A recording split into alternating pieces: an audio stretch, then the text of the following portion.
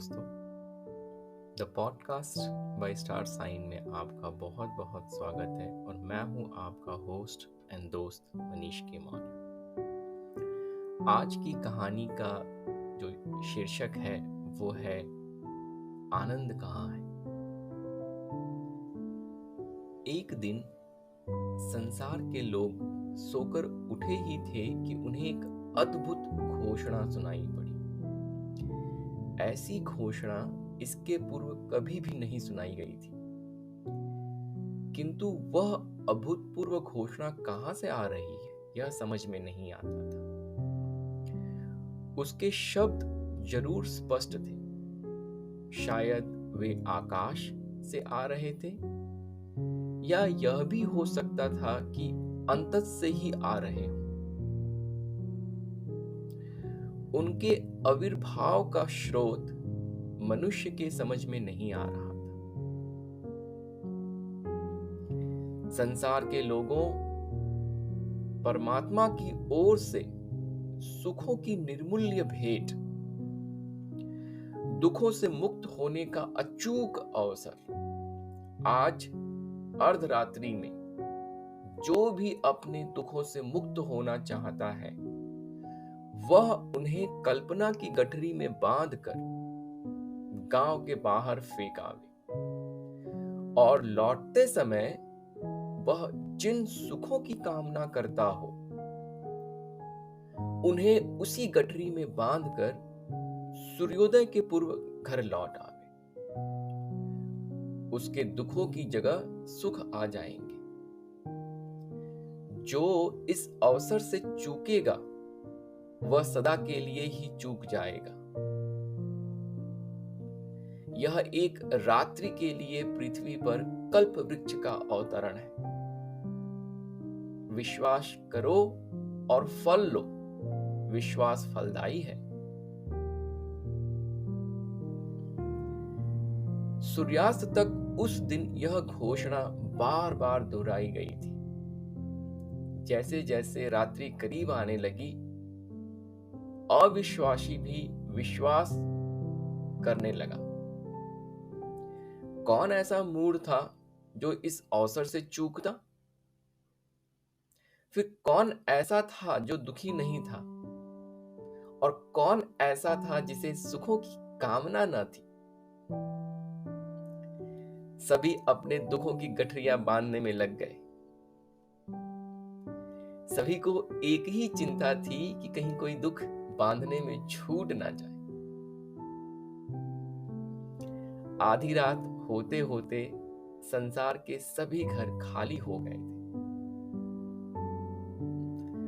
और असंख्य जन चींटियों की कतारों की भांति अपने अपने दुखों की गठरियां लिए गांव के बाहर जा रहे थे।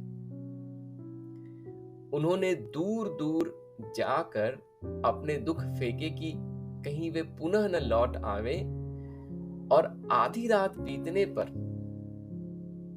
वे सब पागलों की भांति जल्दी जल्दी सुखों को बांधने में लग गए। सभी जल्दी में थे कि कहीं सुबह न हो जाए और कोई सुख उनकी गठरी में अनबंधा न रह जाए। सुख तो है असंख्य और समय था कितना अल्प। फिर भी किसी तरह सभी संभव सुखों को बांधकर लोग भागते भागते सूर्योदय के करीब करीब अपने अपने घर लौट आए। घर पहुंचकर जो देखा तो स्वयं की ही आंखों पर विश्वास नहीं आता था। झोपड़ों की जगह पर गगनचुंबी महल खड़े थे। सब कुछ स्वर्णिम हो गया था। सुखों की ही वर्षा हो रही थी। जिसने जो चाहा था उसे वही मिल गया था। यह तो आश्चर्य था ही, लेकिन एक और महा आश्चर्य था। यह सब पाकर भी लोगों के चेहरे पर कोई आनंद नहीं था। पड़ोसियों का सुख सभी को दुख दे रहा था। पुराने दुख चले गए थे, लेकिन उसकी जगह पर बिल्कुल ही अभिनव दुख और चिंताएं साथ में आ गई थी। दुख बदल गए थे, लेकिन चित्त अभी भी वही थे, इसलिए दुखी थे। संसार नया हो गया था, लेकिन व्यक्ति तो वही थे, और इसलिए वस्तुतः सब कुछ वही था। एक व्यक्ति जरूर ऐसा था जिसने दुख छोड़ने और सुख पाने के आमंत्रण को नहीं माना था। वह एक नंगा वृद्ध फकीर था। उसके पास तो अभाव ही अभाव थे, और उसकी नासमझी पर दया खाकर सभी ने उसे चलने को बहुत समझाया था।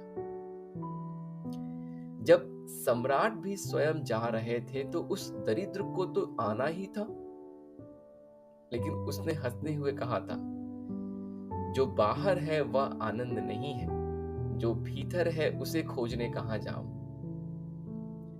मैंने तो सब खोज छोड़कर ही उसे पा लिया है। लोग उसके पागलपन पर हंसे थे और दुखी भी हुए थे। उन्होंने उसे वज्र मूर्ख ही समझा था, और जब उनके झोपड़े महल हो गए थे और मणि माणिक्य कंकड़ पत्थरों की भांति उनके घरों के सामने पड़े थे, तब उन्होंने फिर उस फकीर को कहा था, क्या अब भी अपनी भूल समझ में नहीं आई? लेकिन फकीर फिर से हंसा और बोला, मैं भी यही प्रश्न आप लोगों से पूछने की सोच रहा था।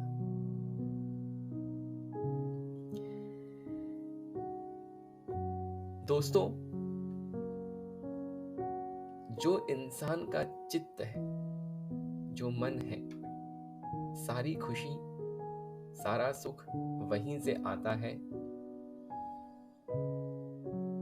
जो बाहरी दुनिया है, जो चीजें हम देखते हैं, जो एक मृग मरीचिका के पीछे हम दौड़ रहे हैं कि ये मिलने के बाद मैं संतुष्ट हो जाऊंगा, मैं खुश हो जाऊंगा, वो असली खुशी नहीं है।